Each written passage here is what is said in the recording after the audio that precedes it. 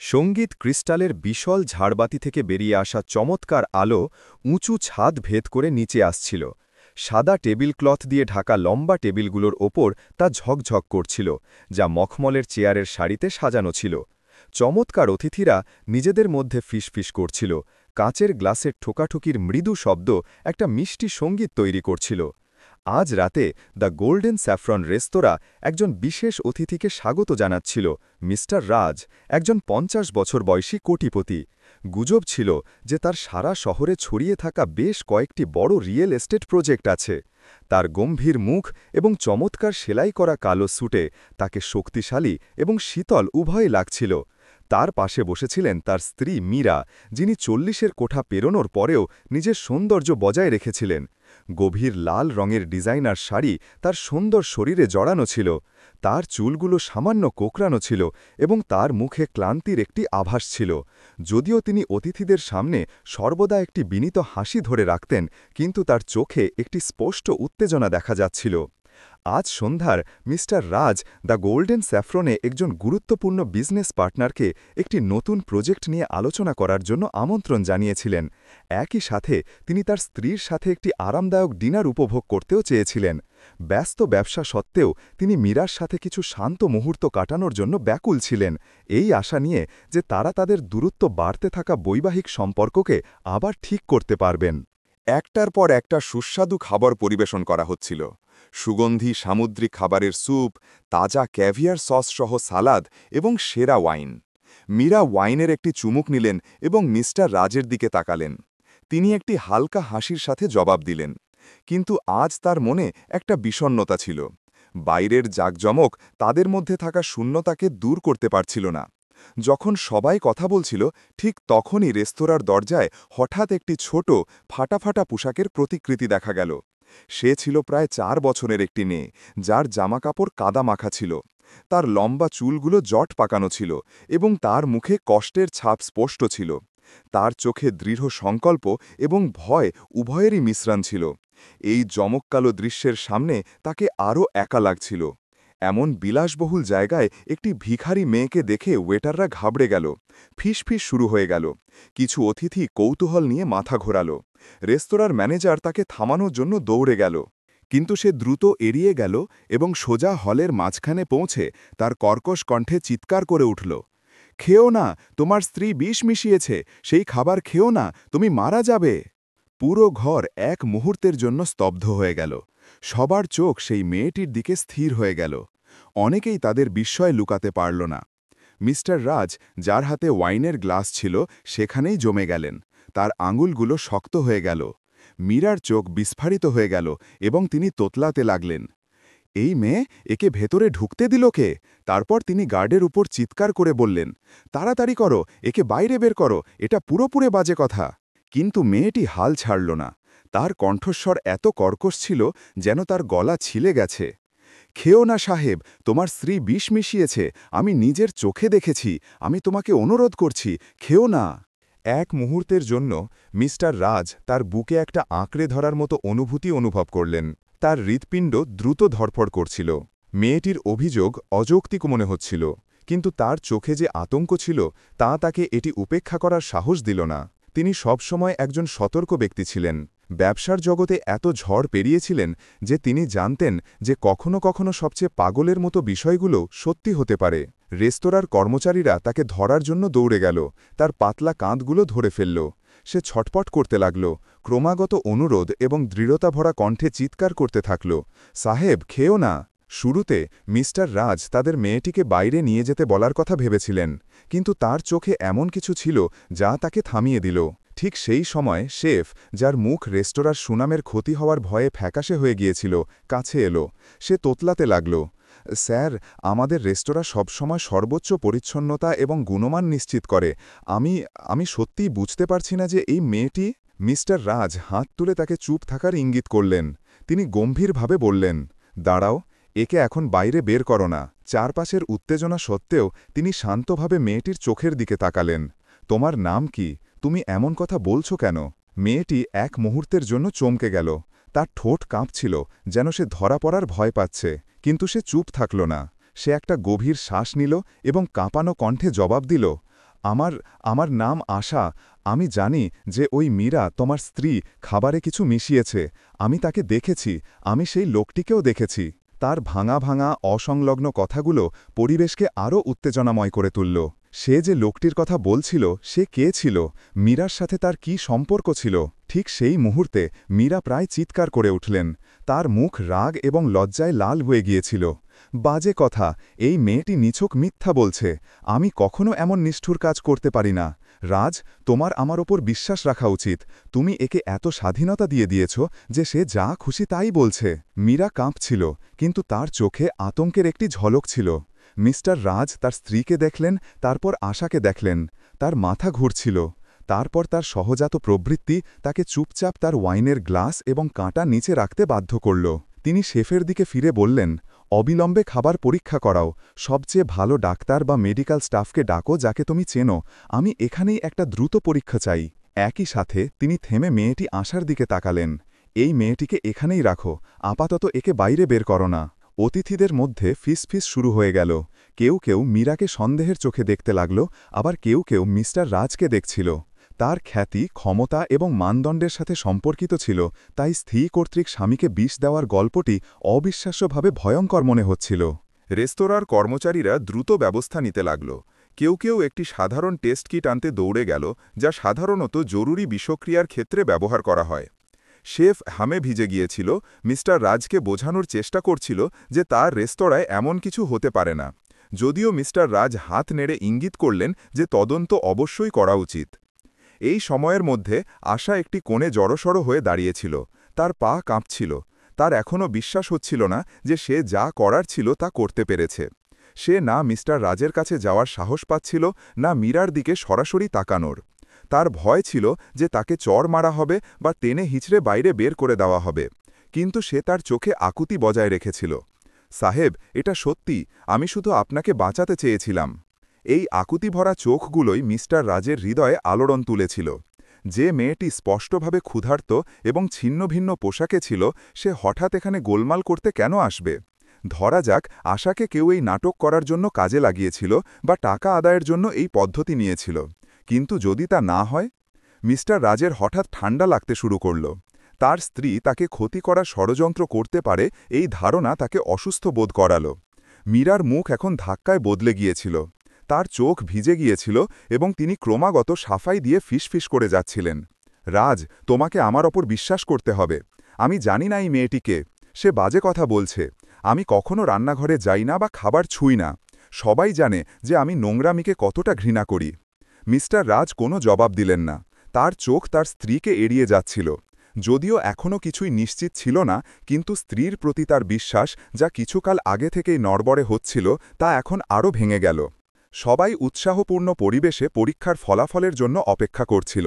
Mister রাজের ব্যক্তিগত doctor এবং একজন টেকনিশিয়ান দ্রুত খাবারের নমুনা পরীক্ষা করলেন। 10 মিনিটের অপেক্ষা অন্তহীন লাগছিল।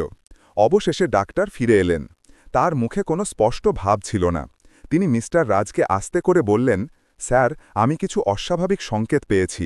যদিও এখানের দ্রুত পরীক্ষার কিট এই সিদ্ধান্তে পৌঁছানোর জন্য যথেষ্ট নির্ভুল নয় যে এটি বিষ কিনা। আমাদের নমুনাটিকে সম্পূর্ণভাবে নিবিড় তদন্তের জন্য একটি সঠিক পরীক্ষাগারে নিয়ে যেতে হবে। এই কথাগুলো সেই সাক্ষাৎকারের ওপর ঠান্ডা জলের মতো পড়ল, যা সুখকর হওয়ার কথা ছিল। সামান্যতম সন্দেহ সব কিছুকে বিশৃঙ্খলায় পরিণত করার জন্য যথেষ্ট ছিল। মিস্টার রাজ তার চোখ আশার দিকে ঘোরালেন। মেয়েটি টলমল করে দাঁড়িয়েছিল। তার মুখে ভয় স্পষ্ট দেখা যাচ্ছিল, কিন্তু সে তখনও দৃঢ় ছিল।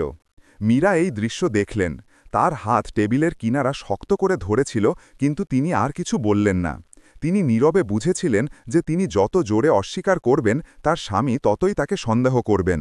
তবুও যখন তিনি আশাকে দেখলেন, তখন তার চোখে রাগ জ্বলজ্বল করছিল।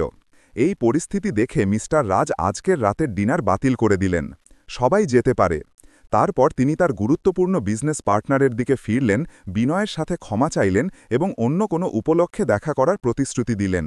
সেই পার্টনার অবশ্যই অবাক হয়েছিলেন। কিন্তু তিনি বেশি কিছু বলার সাহস পেলেন না। যদি মিস্টার রাজের সুনাম সামলানো না যায়, তবে তা যে কোনো সময় ধসে পড়তে পারত। ম্যানেজারের নির্দেশে রেস্তোরাঁর নিরাপত্তা রক্ষীরা আশাকে বাইরে টেনে নিয়ে যাওয়ার জন্য এগিয়ে গেল।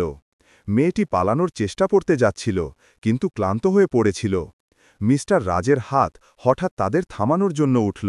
তাকে এখানেই থাকতে দাও, আমার কিছু কথা জিজ্ঞাসা করার আছে। কিন্তু স্যার, ম্যানেজার দ্বিধাগ্রস্ত হয়ে বললেন, এই মেয়েটি স্পষ্টতই অপ্রাসঙ্গিক, সে শুধু ঝামেলা তৈরি করছে। মিস্টার রাজ মাথা নেড়ে বললেন, না, শুধু এখনকার জন্য ওকে একা থাকতে দাও। টাকার কোনো কথা নেই, আমি দায়িত্ব নেব।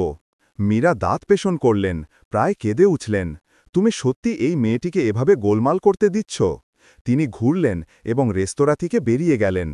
তার উঁচু হিলের জুতোয় শব্দ মেঝেতে প্রতিধ্বনিত হচ্ছিল, যা সবাইকে অবাক করে দিল। অনেক অতিথি কৌতূহল এবং সহানুভূতির মিশ্রণ নিয়ে তাকে দেখলেন। মিস্টার রাজ তার স্ত্রীর পিছনের দিকে তাকিয়ে থাকলেন। তার হৃৎপিণ্ড দ্রুত ধরফর করছিল।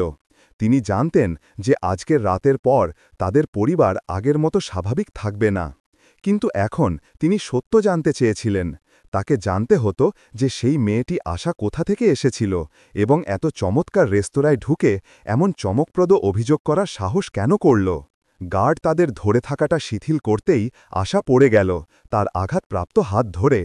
একজন দয়ালু তরুণী ওয়েট্রেস তাকে দেখে দুঃখ অনুভব করল এবং সাহায্য করার চেষ্টা করল, কিন্তু ম্যানেজার মাথা নেড়ে তাকে থামিয়ে দিল। তবুও আশা দাঁড়ানোর চেষ্টা করল। তার চোখে জল ছিল। আঙ্কেল, আমি কাউকে আঘাত করতে চাইনি, আপনি তাদের বিশ্বাস করবেন না। যদি আপনি সেই খাবার খেতেন তবে আপনি সত্যিই মারা যেতেন। আশার সত্যিকারের ভীত কণ্ঠস্বর মিস্টার রাজের হৃদয়ের একটি কোণকে আবার নাড়িয়ে দিল। তিনি একটা গভীর শ্বাস নিলেন। তার মন প্রশ্নে ভরে গিয়েছিল। তারপর তিনি একটি শান্ত কিন্তু গম্ভীর কণ্ঠে বললেন, তোমার নাম আশা, তাই না? ঠিক আছে, তুমি যা যা দেখেছ আমাকে সব জানতে হবে। কে সঠিক আর কে ভুল তার তদন্ত আমি নিজেই করব। আশা মাথা নাড়ল। তার চোখে তখনও জল ছিল। এই দৃশ্যটি দামি ওয়াইন, ঝলমলে ক্রিস্টাল ঝাড়বাতি এবং চিন্তিত মুখ নিয়ে রেস্তোরাঁ থেকে বেরিয়ে আসা অতিথিদের ভিড়ের ঠিক বিপরীতে ছিল। এক মুহূর্তের জন্য মিস্টার রাজের মনে হল যে এই ভবঘুরে মেয়েটির ছবিতে কিছু একটা খুব পরিচিত, যেন এটি এমন একটি স্মৃতিকে জাগিয়ে তুলছিল যা তিনি মনে করতে পারছিলেন না। মিস্টার রাজ গার্ডকে ইঙ্গিত করলেন যে মেয়েটিকে একটি ব্যক্তিগত ঘরে নিয়ে যাওয়া হোক। তাকে সুরক্ষিত রাখো, আমি পরে কথা বলবো। দৃশ্য ১, রাতের ঘটনা এবং মি রাজের সাথে আসার প্রথম বিস্তারিত কথোপকথন। আজ পর্যন্ত তিনি কখনো ভিখারি বা অপরিচিতদের প্রবেশের মতো বিষয়গুলোতে মনোযোগ দেননি, কিন্তু আজ রাতে তিনি একটি ব্যতিক্রম করলেন। মেয়েটির চোখে তিনি এমন একটি ব্যথা দেখলেন যা তিনি নিজেই উপেক্ষা করতে পারছিলেন না। শেফ, ম্যানেজার এবং কিছু কর্মচারী তখনও সেখানেই জমে দাঁড়িয়েছিল। সবাই এই দুঃস্বপ্নকে বিশ্বাস করতে পারছিল না। সবচেয়ে বিখ্যাত দ্য গোল্ডেন স্যাফরন রেস্তোরাঁ এখন একটি বড় কেলেঙ্কারিতে ফেসে গিয়েছিল, যেখানে খাবারে বিষ মেশানোর অভিযোগ করা হয়েছিল এবং অভিযোগকারী ছিল একটি শিশু। শেফ ঘাবড়ে গিয়ে মিস্টার রাজের কাছে এসে শ্রদ্ধার সাথে বলল, স্যার, আমি নিশ্চিত যে আমাদের রেস্তোরাঁ কখনো, কিন্তু যদি আপনার খাবারের নমুনা প্রয়োজন হয় তবে আমরা এটিকে আজ রাতেই একটি স্বাধীন পরীক্ষা কেন্দ্রে পাঠিয়ে দেব। এটি আমাদের সুনামের ওপর খুব প্রভাব ফেলবে। মিস্টার রাজ ক্লান্ত কণ্ঠে হাত নেড়ে বললেন, পদ্ধতি অনুসরণ করো, আমি প্রমাণ ছাড়া কাউকে দোষ দিচ্ছি না, কিন্তু স্পষ্টতই আমি সেই মেয়েটির কথা উপেক্ষা করতে পারি না। তারপর তিনি সেই গোলমাল ভরা জায়গাটিতে একবার দেখলেন, দরজার দিকে, যেখান থেকে মীরা এইমাত্র অদৃশ্য হয়েছিলেন। তিনি তার স্ত্রীর পিছনে যেতে চেয়েছিলেন, জানতে চেয়েছিলেন যে তিনি কেন এত অদ্ভুত আচরণ করলেন, কিন্তু তিনি ইতস্তত করছিলেন। তার হৃদয়ে সন্দেহ বিপজ্জনকভাবে বাড়তে শুরু করেছিল। এটা কি হতে পারে যে তিনি সেই স্ত্রীকে পুরোপুরি বুঝতে পারেননি, যাকে তিনি একসময় খুব ভালোবাসতেন? একটু পরে যখন অতিথিরা একে একে চলে গেলেন, মিস্টার রাজ সবাইকে মাথা নেড়ে বিদায় জানালেন এবং রেস্তোরাঁর ব্যক্তিগত ঘরের দিকে ভারী পায়ে এগিয়ে গেলেন, যেখানে তিনি গার্ডকে আশাকে রাখার জন্য বলেছিলেন। রাস্তায় তিনি অনুভব করলেন যে তার মুখ শুকিয়ে গেছে এবং তার হাতের তালু ঘামে ভিজে গেছে। স্ত্রী কর্তৃক স্বামীকে বিষ দেওয়ার সম্ভাবনার কথা ভেবে তিনি কেঁপে উঠলেন। অন্যেরা এটাকে বাজে কথা মনে করতে পারে, কিন্তু তার বিবেক তাকে বলল যে এটা সত্যি হোক বা মিথ্যা, এটাকে হালকাভাবে নেওয়া যায় না। যখন তিনি ঘরের দরজা খুললেন তখন তিনি আশাকে একটি কোণে চেয়ারে গুটিয়ে বসে থাকতে দেখলেন।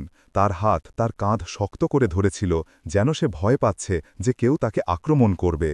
ঘরে আলো মূল হলের চেয়ে ম্লান ছিল, কিন্তু তার ক্লান্ত মুখ দেখার জন্য যথেষ্ট ছিল।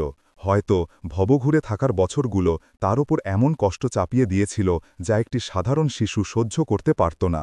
আশা তাকে ভেতরে আসতে দেখল। সে একটু চমকে গেল, তারপর শান্ত হওয়ার চেষ্টা করল, সাহস জোগানোর জন্য তার হাত দুটো ঘষল। আঙ্কেল, আঙ্কেল, আমার ওপর রাগ করবেন না, আমি গোলমাল করতে চাইনি, কিন্তু যদি আমি আপনাকে না বলতাম তবে আপনি মারা যেতেন। মিস্টার রাজ সামনের চেয়ারে বসে পড়লেন। তার কণ্ঠস্বর শান্ত এবং মৃদু ছিল। তুমি এমন কেন ভাবলে যে মীরা খাবারে বিষ মিশিয়েছে? তুমি কি দেখেছিলে? আশা মাথা নিচু করল, নিজের ঠোঁট কামড়াল। কিছুক্ষণ পরে বলল, আমি তাকে রেস্তোরাঁর পিছনে একজন লোকের সাথে দেখা করতে দেখেছিলাম। তার হাতে একটি পাউডারের প্যাকেট ছিল। আমি আবর্জনার বাক্সের পিছনে লুকিয়েছিলাম এবং আমি স্পষ্ট শুনতে পেয়েছিলাম যে তারা বলছে এটিকে আপনার খাবারে মেশাতে হবে। আমি কেবল কিছু বাক্য শুনেছিলাম, স্পষ্ট ছিল না, কিন্তু সেই মহিলা একদম মীরার মতো দেখতে ছিল। আমি তাকে রান্নাঘরে যেতেও দেখেছিলাম সেই প্যাকেটটি ধরে, এবং তারপরেই খাবার টেবিলে আনা হয়েছিল। মিস্টার রাজের মুখ শক্ত হয়ে গেল। তিনি গুজব শুনেছিলেন যে মীরার কোনো অপরিচিত লোকের সাথে সম্পর্ক চলছে, কিন্তু তিনি কখনো বিশ্বাস করতে চাননি। এখন আশার কথা শুনে সন্দেহের টুকরোগুলো বিপজ্জনকভাবে একসাথে জুড়ছিল। তুমি নিশ্চিত যে সেই ব্যক্তি আমার স্ত্রী ছিল? তিনি কাঁপানো কণ্ঠে জিজ্ঞাসা করলেন। আশা মাথা নেড়ে নিশ্চিত করল। আমি দূর থেকে দেখেছিলাম, কিন্তু সে একদম একই শাড়ি পরেছিল এবং মুখটিও একই ছিল। আমি শুধু এটুকুই দেখেছি। তারপর সে চলে গেল। তারপরে আমি ভয় পেয়ে গেলাম এবং আপনাকে সতর্ক করার জন্য ভেতরে দৌড়ে গেলাম। ঘর শান্ত হয়ে গেল। ফ্যাকাশে আলো মিস্টার রাজের চিন্তিত মুখের ওপর পড়ছিল। তার সামনে আশা শুধু একটি অসহায় মেয়ে ছিল। সে কি মিথ্যা বলতে পারত? কখনো কখনো গরিব লোকেরা টাকা রোজগারের জন্য যে কোনো কিছু করতে পারে, এমনকি মিথ্যা অভিযোগও করতে পারে।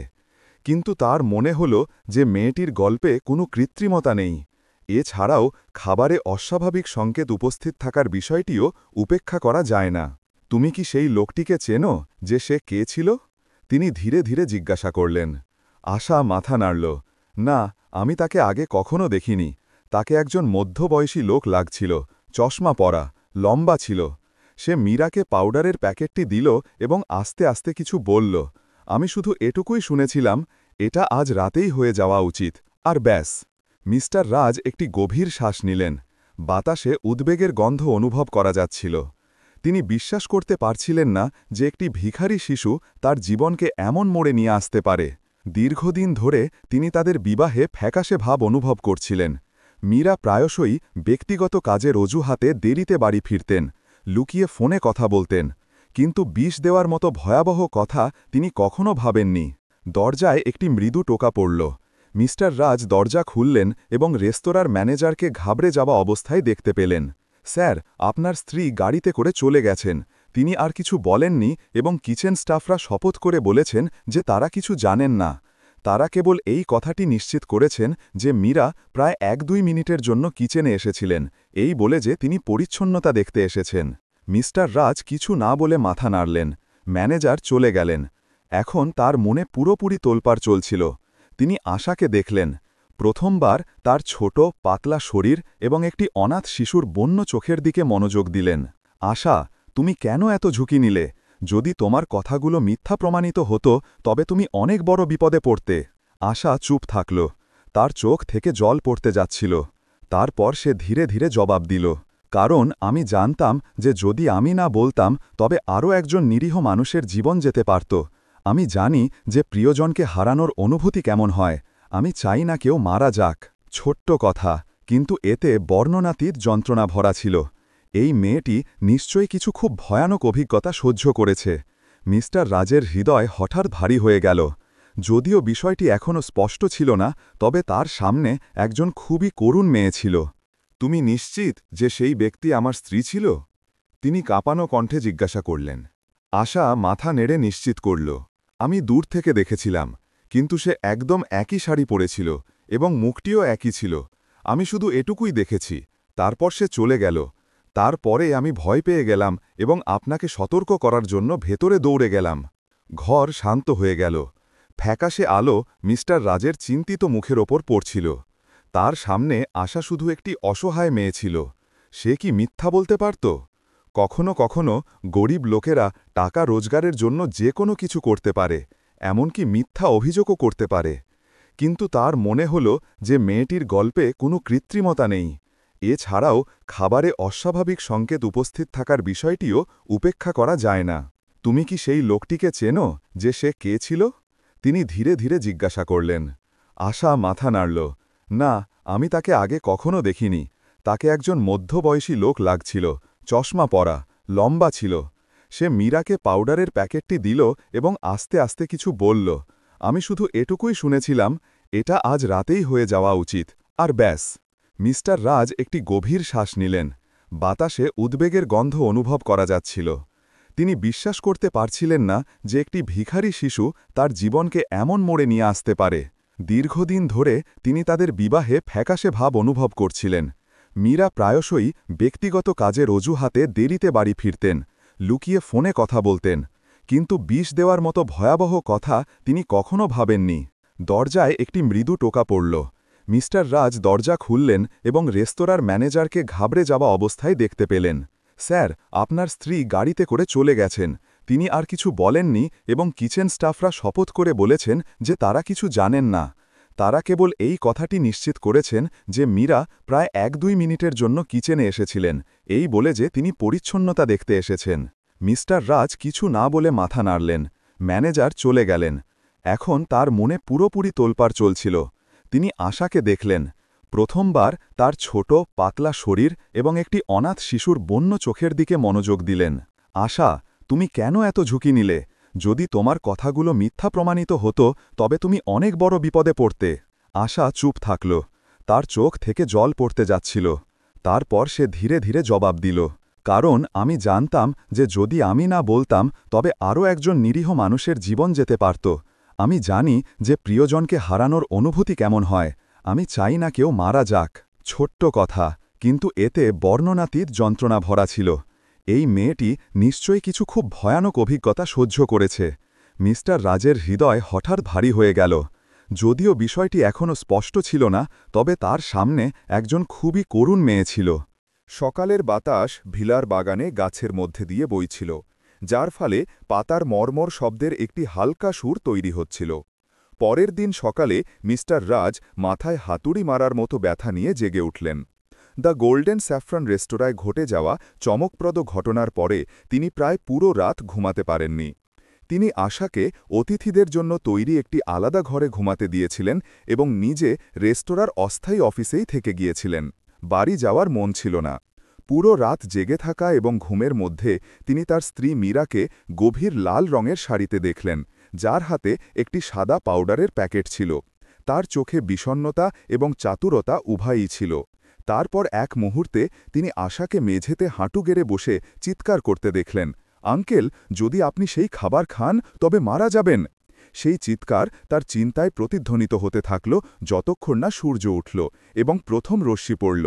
মিস্টার রাজ ক্লান্ত শ্রান্ত হয়ে কিচেন এরিয়াতে গেলেন। কিছু কর্মচারী সকালের শিফটের প্রস্তুতির জন্য তাড়াতাড়ি এসেছিল।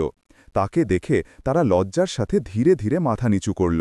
সবাই আগের রাতের গোলমালের কথা জানত, কিন্তু কেউ কিছু জিজ্ঞাসা করার সাহস পেল না। মিস্টার রাজ মাথা নেড়ে জবাব দিলেন। তারপর একজন তরুণী ওয়েট্রেসকে বললেন তাকে সেই ঘরে নিয়ে যেতে যেখানে আশা অবস্থান করছিল। সেই পুরনো ঘরটি রেস্তোরাঁর পিছনে অবস্থিত ছিল, যেখানে স্যাঁতসেঁতে গন্ধ আসছিল, কিন্তু অন্তত এটি নির্জনে ছিল এবং এতে একটি সাধারণ বিছানা ছিল। যখন মিস্টার রাজ দরজা খুললেন তখন রাতের ডিউটিতে থাকা নিরাপত্তারক্ষী বলল, খাবার খাওয়ার পর থেকে মেয়েটি গভীর ঘুমে ঘুমোচ্ছিল, কিন্তু মাঝরাতে সে কাঁদতে কাঁদতে বিড়বিড় করছিল, হয়তো কোনো খারাপ স্বপ্ন দেখছিল। দিনের আলোয় আশাকে আরও ছোট লাগছিল। সে এখনও মিস্টার রাজের ওয়েস্টকোটটি কম্বলের মতো জড়িয়ে রেখেছিল। তার জট পাকানো চুলগুলো তার কপালে ছড়িয়েছিল এবং তার পায়ে আঘাতের চিহ্ন এবং আঁচড় ছিল। এই দৃশ্য দেখে মিস্টার রাজের হৃদয় ভারী হয়ে গেল। সব কিছুর ওপর সন্দেহ থাকা সত্ত্বেও তিনি একটি ভবঘুরে শিশুকে উপেক্ষা করতে পারছিলেন না। তিনি আস্তে করে কেসে উঠলেন, এতটা যে আশা চমকে জেগে উঠল। তার চোখ গোল হয়ে গেল, যেন সে বুঝতে পারছিল না যে সে কোথায় আছে। কয়েক সেকেন্ড পরে আশার গত রাতের ভয়ঙ্কর দৃশ্য মনে পড়ল। সে তাড়াতাড়ি উঠে বসল, মাথা নিচু করে। আঙ্কেল, আঙ্কেল রাজ! মিস্টার রাজ আশার কাঁধে আলতো করে চাপড় দিলেন, বন্ধুত্বপূর্ণ দেখানোর চেষ্টা করে। তুমি ঠিক আছো তো? তুমি ঠিক করে ঘুমিয়েছ? আশা ফিসফিস করে বলল, হ্যাঁ, আমি ঠিক আছি। আমি ভয় পাচ্ছিলাম যে তারা আমাকে বাইরে বের করে দেবে। মিস্টার রাজ মাথা নেড়ে বললেন, তার কণ্ঠস্বর নরম ছিল, চিন্তা করো না আপাতত, আমি কাউকে তোমাকে বাইরে বের করতে দেব না। কিন্তু তুমি কি আমাকে তোমার সম্পর্কে আরও কিছু বলতে পারো? তুমি কোথা থেকে এসেছ? তুমি সেই সময় রেস্তোরাঁয় কেন দেখা দিয়েছিলে? আশা তার হাত দুটো ঘষল, কিছুটা কাঁপতে কাঁপতে। এক ঠান্ডা বাতাসের ঢেউ জানলা দিয়ে ভেতরে এলো, যা ঠিকমতো বন্ধ ছিল না। তার কণ্ঠস্বর কিছুটা কর্কশ ছিল, যেন তা বাতাসে মিশে গেছে। আমার নাম আশা। যখন আমি ছোট ছিলাম তখন আমার বাবা মা মারা যান। তখন থেকে আমি ভবঘুরে ঘুরি, আবর্জনা তুলি, ভিক্ষা করি। গতকাল আমি রেস্তোরাঁর পিছনে পড়ে থাকা খাবারের সন্ধানে গিয়েছিলাম এবং তারপর আমি ভুলবশত মীরার মতো দেখতে এক মহিলাকে একজন লোকের সাথে দেখা করতে দেখলাম। তার হাতে একটি পাউডারের প্যাকেট ছিল এবং তারা বলছিল যে এটিকে আপনার খাবারে মেশাতে হবে। আমি ভয় পাচ্ছিলাম যে আপনার কিছু হয়ে যাবে, তাই আমি ভেতরে দৌড়ে গেলাম। মিস্টার রাজ চুপ থাকলেন। গল্পটি একই ছিল যা আশা আগের রাতে বলেছিল। কোনো নতুন বিবরণ ছিল না, কিন্তু কোনো বিরোধিতা ছিল না, এবং এই সত্যটি তাকে আরও বিভ্রান্ত করছিল। তার স্ত্রী কেন এমন করবেন, এই প্রশ্নটি তার মনে গভীরভাবে ঘুরছিল এবং এর কোনো জবাব পাচ্ছিল না। তুমি কি সেই লোকটিকে চেনো? ওরা জিজ্ঞেস করলেন, তার মুখটা কি পরিষ্কারভাবে দেখেছিলে? আশা মাথা নিচু করে নিল। আমি শুধু দেখলাম যে সে লম্বা, চশমা পরা এবং একটি ধূসর শার্ট পরেছিল। সে মীরাকে একটা পাউডারের প্যাকেট দিয়ে বলল যে আজকের রাতের কাজটা শেষ হয়ে যাওয়া উচিত। আমি ভয় পাচ্ছিলাম যে আমি ধরা পড়ব, তাই আমি আবর্জনার বাক্সের পেছনে লুকিয়ে পড়লাম। এরপর মীরা এলো। সে দেখতে একেবারে তার চশমা পরা লোকটির মতোই ছিল, কিন্তু আমি 100% নিশ্চিত হতে পারব না, কারণ সেখানে অন্ধকার ছিল। শুধু এইটুকু যে সে লাল শাড়ি পরেছিল, তার কোঁকড়া চুল ছিল এবং একটি সম্ভ্রান্ত মুখ ছিল। মেয়েটি ওপরে তাকালো। তার চোখে অপরাধ বোধ ছিল। যদি আমার ভুল হয়ে থাকে তবে আমি ক্ষমা চেয়ে নেব। আমি শুধু চাইনি যে আপনারা বিষ খান। আমি কোনো চক্রান্তের বিষয়ে কিছু জানি না। আশার সৎ মুখ দেখে মি রাজ হঠাৎ একটি ব্যথা অনুভব করলেন। এই বয়সে আশার স্কুলে থাকা উচিত ছিল, বাবা মায়ের তত্ত্বাবধানে। তার পরিবর্তে তাকে রাস্তায় সংগ্রাম করতে হচ্ছে, ষড়যন্ত্র আর পরিকল্পনা দেখতে হচ্ছে। মি রাজ একটি দীর্ঘ শ্বাস নিলেন, নিজের ব্যক্তিগত ব্যথা দমন করার চেষ্টা করতে করতে বললেন, চিন্তা করো না। যদি তোমার ভুল হয়েও থাকে তবে আমি দায়িত্ব নেব, তবে আমাকেও সবকিছু স্পষ্ট করতে হবে। তিনি ধীরে ধীরে ঘর ছেড়ে চলে গেলেন। রান্নাঘর আর কর্মীদের আসার জন্য জলখাবার আনতে নির্দেশ দিলেন। এরপরে তিনি পার্কিংয়ে গেলেন, যেখানে তার দুর্দান্ত গাড়িটি সারা রাত ধরে দাঁড়িয়েছিল। তার ব্যক্তিগত চালক এসে সম্মানের সাথে দরজা খুলে তাকে বাড়ি যেতে আমন্ত্রণ জানাল। বাড়ি, এই দুটি শব্দ তার মনে একটি ভারী ভাব নিয়ে এলো। মি রাজ জানতেন যে সেখানে মীরা অপেক্ষা করছে, বা হয়তো সেও উধাও হয়ে গেছে। তবুও তিনি পালাতে পারতেন না। অনেক প্রশ্নের উত্তর প্রয়োজন ছিল, এবং তিনি সেগুলি সরাসরি মীরার কাছ থেকে শুনতে চেয়েছিলেন। স্বামী স্ত্রীর মধ্যে কথোপকথনটি মার্বেলের মেঝেযুক্ত, দামি তেলচিত্রে সজ্জিত বিলাসবহুল বসার ঘরে হয়েছিল। পরিবেশ শুরু থেকেই ছিল উত্তেজনাপূর্ণ। মীরা সোফায় বসেছিল, তার চুলগুলো এলোমেলো, এবং একটি অস্থির রাতের পরে তার মুখটি ক্লান্ত লাগছিল। সে এতটাই ক্লান্ত লাগছিল যে তার স্বাভাবিক আভিজাত্য উধাও হয়ে গিয়েছিল। তার স্বামীকে দেখেই সে উঠে দাঁড়াল। তুমি সারা রাত কোথায় ছিলে? কি, তুমি আমাকে এই অবস্থায় একা ফেলে গেলে? মিস্টার রাজ ধীরে ধীরে তার ব্রিফকেসটি কাঁচের টেবিলের ওপর রাখলেন। নিজের কণ্ঠস্বর সংযত রেখে বললেন, গতকাল রাতের ঘটনাটি খুব অপ্রত্যাশিত ছিল। আমাকে সেটা সামলাতে হয়েছিল। তুমি ঠিক আছো? মীরা ঠোঁট কামড়াল। আমি কিভাবে ঠিক থাকতে পারি যখন আমার স্বামী আমার ওপর সন্দেহ করছে, একটি রাস্তার মেয়ের মিথ্যে অভিযোগ বিশ্বাস করছে? আমার বিশ্বাস হচ্ছে না রাজ, তুমি এত বদলে গেছ। তুমি কখনো ভিক্ষুকদের দিকে মনোযোগ দাওনি, কিন্তু এখন সেই মেয়েটির একটি শব্দ তোমাকে নিজের স্ত্রীর ওপর সন্দেহ করতে বাধ্য করছে। নিজের স্ত্রীর মুখ থেকে ভিক্ষুকদের দল শুনে মিস্টার রাজের হৃদয় বেধিত হল। তিনি তার রাগ নিয়ন্ত্রণ করার চেষ্টা করলেন। আমি সঙ্গে সঙ্গে সেই বাচ্চাটির কথা বিশ্বাস করছি না, কিন্তু আমি তার কথা উপেক্ষা করতেও পারি না। এটা ভিত্তিহীন নয়। রেস্তোরাঁর কর্মীরাও কি নিশ্চিত করেনি যে খাবার পরিবেশনের ঠিক আগে তুমি রান্নাঘরে গিয়েছিলে? মীরার মুখ ফ্যাকাশে হয়ে গেল, তার শ্বাস দ্রুত হল, যেন সে কিছু দমন করার চেষ্টা করছে। হ্যাঁ, আমি রান্নাঘরে গিয়েছিলাম, কিন্তু শুধু এটা দেখার জন্য যে তারা খাবারগুলো কিভাবে সাজাচ্ছে। আমি তোমাকে বলেছিলাম আমি তোমার পার্টনারদের ওপর একটি ভালো প্রভাব ফেলতে চেয়েছিলাম যাতে সবকিছু ঠিকঠাক থাকে। আমি শুধু কয়েক মিনিটের জন্য সেখানে দাঁড়িয়েছিলাম এবং তারপর বাইরে চলে এসেছিলাম। এতে সন্দেহজনক কি আছে? মিস্টার রাজ সরাসরি তার স্ত্রীর চোখের দিকে তাকালেন। আর সেই লোকটি কে ছিল যার সাথে তুমি রেস্তোরাঁর পেছনে দেখা করেছিলে? মীরা চমকে উঠল, তার হাত কাঁপতে শুরু করল। কোন লোক? মিস্টার রাজ তার চোখ সরালেন না। আশা বলল যে তুমি একজন লোকের সাথে দেখা করে একটি পাউডারের প্যাকেট নিয়েছিলে। আমাকে এটা বলো না যে তুমি জানো না। মীরার মুখ হা হয়ে গেল, রাগ উথলে উঠল। আর না, আমি আর সহ্য করতে পারছি না। তুমি বিশ্বাস করো বা না করো এটা তোমার ব্যাপার। আমি কারো সাথে দেখা করিনি, বিশেষ করে কোনো চশমা পরা লোকের সাথে যে আমাকে পাউডারের প্যাকেট দিয়েছে। আমি বুঝতে পারছি না কেন সেই মেয়েটি এমন গল্প বানাচ্ছে। তার গলা ধরে এলো, তাতে কিছুটা দক্ষ ছিল, কিন্তু সে তার ঘাবড়ে যাওয়া লুকিয়ে রাখতে পারল না। তার চোখ এড়িয়ে চলছিল, যার ফলে মিস্টার রাজ অনুমান করতে পারছিলেন না যে সে সত্যি বলছে নাকি অভিনয় করছে। মীরা, যদি তুমি নির্দোষ হও তবে আমি অবশ্যই তোমাকে নির্দোষ প্রমাণ করব, কিন্তু এই মুহূর্তে আমি এই সতর্কবাণী উপেক্ষা করতে পারি না। তিনি তার কণ্ঠস্বর নিচু করলেন, তুমি কি আমার কাছ থেকে কিছু লুকাচ্ছ? না, মীরা চিৎকার করে উঠল, তার চোখে জল ছিল। আমি সবকিছু বলে দিয়েছি। যদি তুমি এখনও সেই মেয়েটিকে বিশ্বাস করতে চাও তবে করতে থাকো। আমি জানি যে তোমার হৃদয়ে আমার জন্য কোনো জায়গা অবশিষ্ট নেই। এই বলে মীরা সিঁড়ি বেয়ে ওপরে তার শোবার ঘরের দিকে ছুটে গেল। এক মুহূর্ত পরে একটি দরজা জোরে বন্ধ হওয়ার শব্দ পুরো বিশাল ভিলাটিতে প্রতিধ্বনিত হল। মিস্টার রাজ সেখানেই দাঁড়িয়ে রইলেন, তার মুষ্টিবদ্ধ হাত কাঁপছিল, তার কানে ভোঁ ভোঁ শব্দ হচ্ছিল। তিনি বেদনার সাথে অনুভব করলেন যে স্বামী স্ত্রীর মধ্যে দূরত্ব সত্যিই অনেক বড় ছিল। তারা একে অপরকে যত ভালোবাসতেন না কেন, এখন এই সন্দেহ দূর করতে পারছিল না। কিছুক্ষণ চুপচাপ দাঁড়িয়ে থাকার পর রাজ চমকে গেলেন যখন বৃদ্ধ বাটলার রাম সিং তার হাত পেছনে বেঁধে হাজির হলেন। তিনি ধীরে ধীরে বললেন, সাহেব, যদি আপনি অনুমতি দেন তবে আমি কিছু বলতে চাই। রাজ ঘুরলেন, তার চোখে ক্লান্তি ছিল।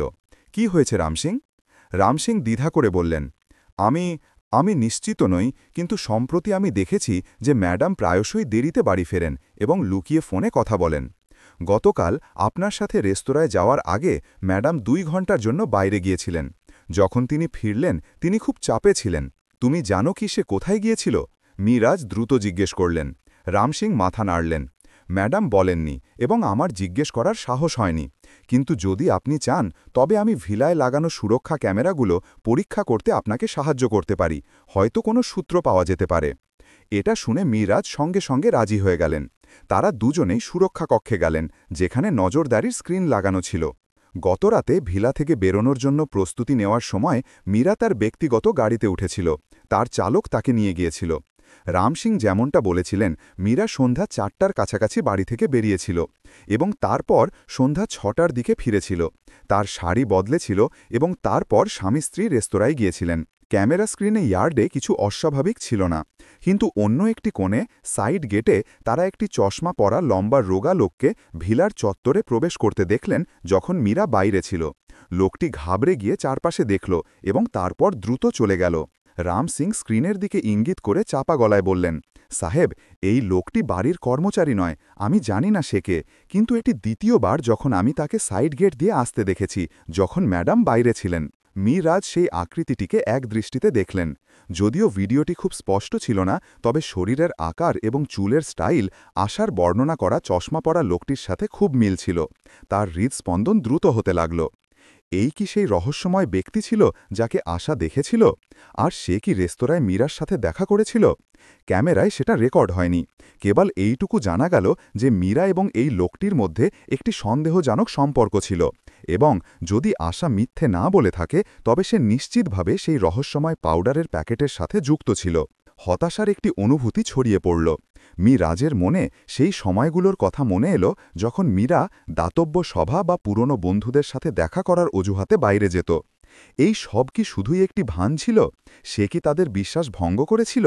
স্ক্রিন বন্ধ করে রাজ বাটলারকে বললেন, রাম সিং, আপাতত এই ভিডিওর ব্যাপারে কাউকে বলো না।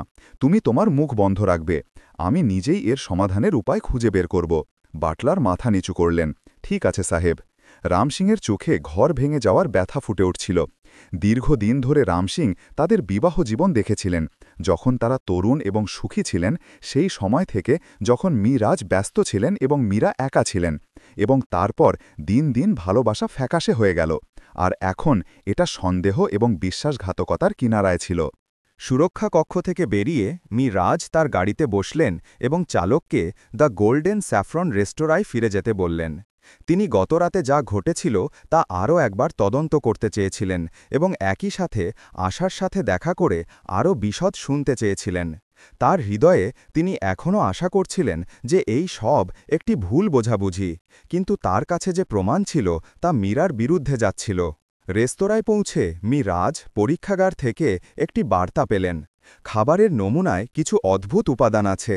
আমাদের বিশ্লেষণের জন্য আরও সময় প্রয়োজন। আমরা এই সিদ্ধান্তে পৌঁছাতে পারছি না যে এটি বিষ, তবে এটি স্বাভাবিক মশলা নয়। শীঘ্রই রিপোর্ট করব। এটা পড়ে রাজ স্তব্ধ হয়ে গেলেন। এই নিশ্চিতীকরণ তাকে আশার অভিযোগ উপেক্ষা করতে বাধা দিল। একটি অদ্ভুত উপাদান সেই খাবারে উপস্থিত ছিল যা গত রাতে প্রায় তাকে পরিবেশন করা হয়েছিল। যদি আশার আঙ্কেল খেয়েও না চিৎকার না হতো, তবে কি তিনি? এই চিন্তা তার কপালে ঠান্ডা ঘাম এনে দিল। তিনি সঙ্গে সঙ্গে তার ব্যক্তিগত ডাক্তারকে ফোন করলেন এবং তাকে যে কোনো জরুরি অবস্থার জন্য সব কিছু প্রস্তুত রাখতে বললেন। রাজ, যিনি স্বাভাবিকভাবেই সতর্ক ছিলেন, এখন আরও সতর্ক হয়ে উঠলেন। রেস্তোরাঁর হলে প্রবেশ করার সময় তিনি শেফকে ঘাবড়ে গিয়ে ক্ষমা চাইতে দেখলেন। রাজ, আমরা সত্যিই বুঝতে পারছি না কি হলো। রেস্তোরাঁর রান্নাঘর সব সময় কঠোর নজরদারিতে থাকে। কোনো অচেনা ব্যক্তিকে ভেতরে বা বাইরে যাওয়ার অনুমতি নেই। তবুও খাবারে কিছু ছিল, এটা অবিশ্বাস্য। রাজ হাত নাড়লেন। আমি বলিনি যে এটা তোমার বা রেস্তোরাঁর দোষ। ঘাবড়ে যেও না, শুধু তদন্তে সহযোগিতা করো। এখন আমি আশার সাথে দেখা করতে চাই। শেফ তাকে পেছনের ছোট ঘরে নিয়ে গেলেন। আশা চেয়ারে হাঁটু ভাঁজ করে বসেছিল, তার হাতে একটি অর্ধেক খাওয়া পাউরুটির টুকরো ছিল। তার চোখ জানালার বাইরে তাকিয়েছিল।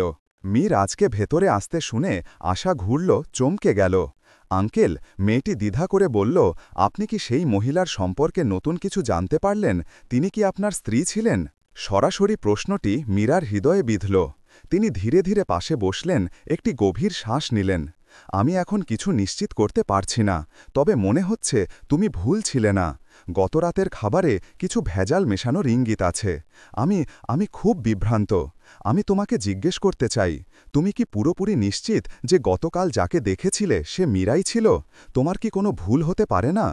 আশা ঠোঁট কামড়াল, কয়েক সেকেন্ড দ্বিধা করল, তারপর মাথা নাড়াল। আমার মনে হয় সেই ছিল। লাল শাড়ি, শরীরের আকার, চুলের স্টাইল, মুখ আমি খুব পরিষ্কারভাবে দেখিনি, কারণ জায়গাটা কিছুটা অন্ধকার ছিল, কিন্তু আমি প্রায় নিশ্চিত। তোমার কি মনে হয় না যে অন্য কোনো মহিলা ঠিক তোমার স্ত্রীর মতো পোশাক পরতে পারে? রাজ চুপ করে গেলেন। সত্যি বলতে, অন্য কোনো মহিলার ছদ্মবেশ ধারণের সম্ভাবনা খুব কম মনে হচ্ছিল। যদিও তিনি ব্যবসার জগতে ক্ষতি করার অনেক কৌশল দেখেছিলেন, কিন্তু তার স্ত্রীর ছদ্মবেশ ধারণ করে তাকে বিষ দেওয়ার কাজটি খুব জটিল ছিল। কি তোমার সেই লোকটির সম্পর্কে অন্য কিছু মনে আছে? তার কণ্ঠস্বর বা কোনো বিশেষ পরিচয়? আশা ভ্রু কুঁচকাল। তার কণ্ঠস্বর গভীর ছিল, তবে এটি স্পষ্টতই উত্তরাঞ্চলীয় বা দক্ষিণাঞ্চলীয় বলে মনে হয়নি, মিশ্রিত ছিল। সে চশমা পড়েছিল, কালো ছোট কাটা চুল ছিল এবং তার পিঠটা কিছুটা ঝুঁকে ছিল। সে তাকে একটি ছোট সাদা বা ধূসর রঙের পাউডারের প্যাকেট দিয়েছিল। আমি পরিষ্কার দেখিনি, আমি শুধু তাকে বলতে শুনেছি, মনে রেখো, আজকের রাতে এটা শেষ করে দিতে হবে, তা না হলে তুমি জানো কি হবে। একটি বিশেষ উদ্ধৃতি যা শুনে গা শিউরে উঠল। রাজ একটি গভীর শ্বাস নিলেন, তার মুষ্টিবদ্ধ হাত শক্ত হয়ে গেল। তা না হলে তুমি জানো কি হবে। এর অর্থ কি এই যে লোকটি মীরাকে এমনটি করতে বাধ্য করেছিল, নাকি মীরা তার সহযোগী ছিল? মীরার মনে আশার একটি ক্ষীণ আলো জ্বলে উঠল। হতে পারে তার স্ত্রীকে হুমকি দেওয়া হচ্ছিল। এমন নয় যে সে ঘৃণা করে তার স্বামীকে মারার চেষ্টা করেছিল, কিন্তু কারণ যাই হোক না কেন, মীরাকে বিষ দেওয়ার হুমকি এখনও বিদ্যমান ছিল। তিনি আশার কাঁধে হাত রাখলেন, একটি বিরল যত্নের ইঙ্গিত। ভয় পেও না, আমি জানি যে তুমি সত্যি বলছো এবং আমি তোমাকে বাঁচানোর জন্য ধন্যবাদ জানাই। তুমি কি কিছু সময়ের জন্য এখানে থাকতে চাও? আমি তোমার খাওয়া দাওয়ার ব্যবস্থা করে দেব, কিন্তু তোমাকে ওয়াদা করতে হবে যে তুমি কোথাও যাবে না, কারণ বাইরে বিপদ হতে পারে। আশার চোখ জলে ভরে উঠল। আমি আপনাকে ধন্যবাদ আঙ্কেল। রাস্তায় কেউ পরোয়া করে না যে আমি বাঁচি বা মরি। চিন্তা করবেন না, আমি কোনো সমস্যা সৃষ্টি করব না।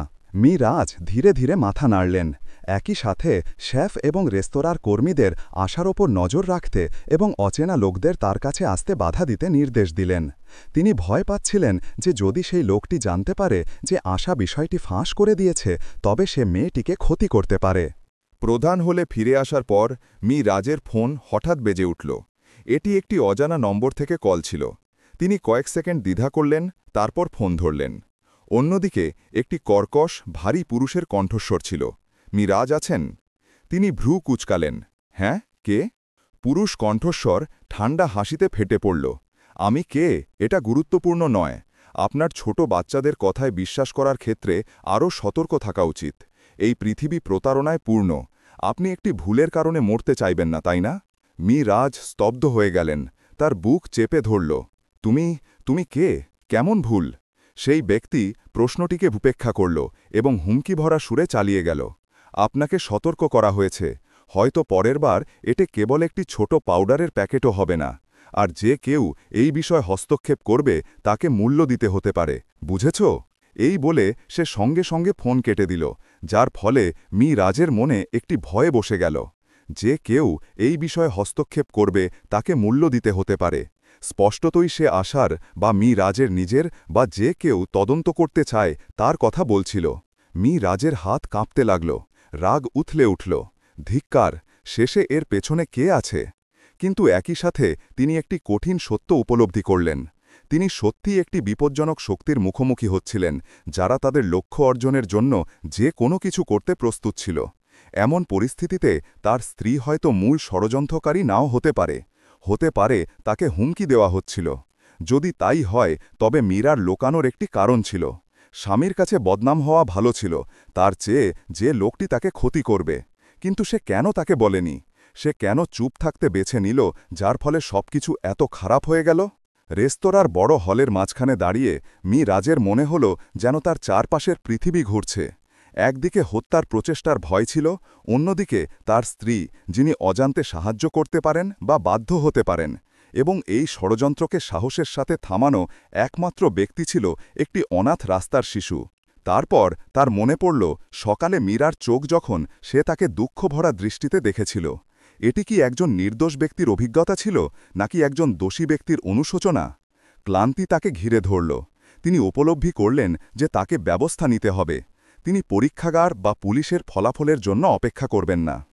রাজ তার ফোন বের করলেন এবং তার একজন ঘনিষ্ঠ বন্ধুকে ফোন করলেন, যিনি একজন অবসরপ্রাপ্ত প্রাইভেট গোয়েন্দা ছিলেন।